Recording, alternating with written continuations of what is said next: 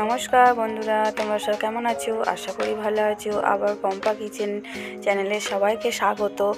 আবার আজকে একটা নতুন রেসিপি নিয়ে চলে এসেছি। দেখো বন্ধুরা, সর্ষে ফুলের বড়া রেসিপি। দেখো, সর্ষে ফুল তুলে নিয়েছি,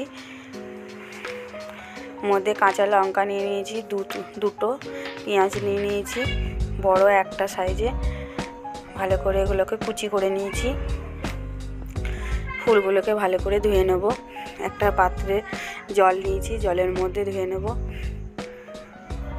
ভালো করে ধুয়ে নিচ্ছি।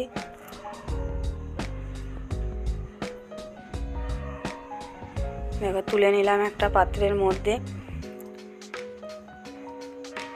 এরপর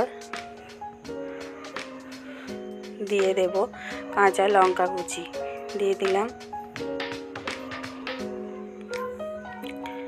একটা পেঁয়াজ কুচি, দিয়ে দিলাম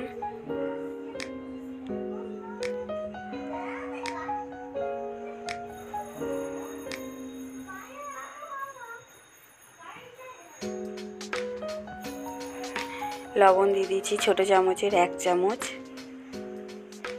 বা দুবার দিতে হচ্ছে, খুবই ছোট্ট চামচটা, তার জন্যে। হলুদ দিয়ে দিলাম 1 চামচ পরিমাণ মতো।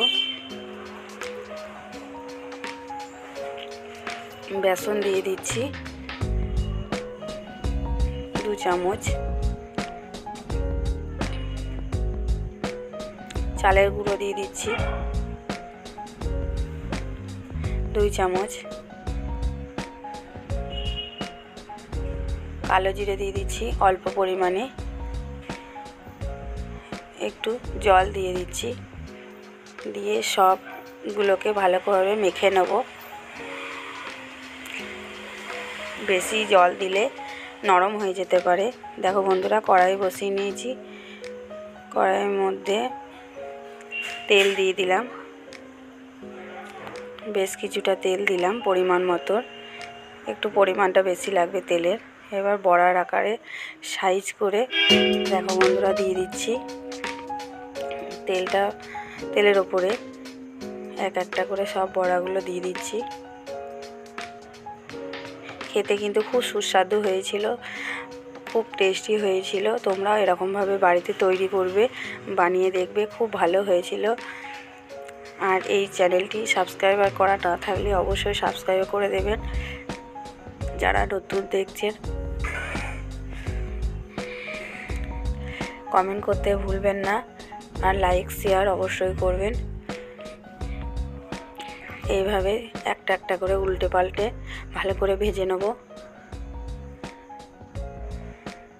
দেখো বন্ধুরা, এইভাবে উল্টে পাল্টে ভেজে নিচ্ছি, হালকাভাবে নাড়াচাড়া করে নিচ্ছি, নইলে ভেঙে যেতে পারে।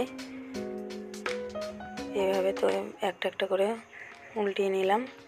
সবগুলোকেই ভাজা হয়ে গেছে। এবার একটা করে তুলে নিচ্ছি হাতে করে। আমার তৈরি হয়ে গেল সর্ষে ফুলের বড়া রেসিপি। শীতের মৌসুমে সর্ষের ফুলের বড়া রেসিপি খেতে দারুণ লাগে। তোমরাও বাড়িতে তৈরি করবে। ভালো থেকো, সুস্থ থেকো, নমস্কার।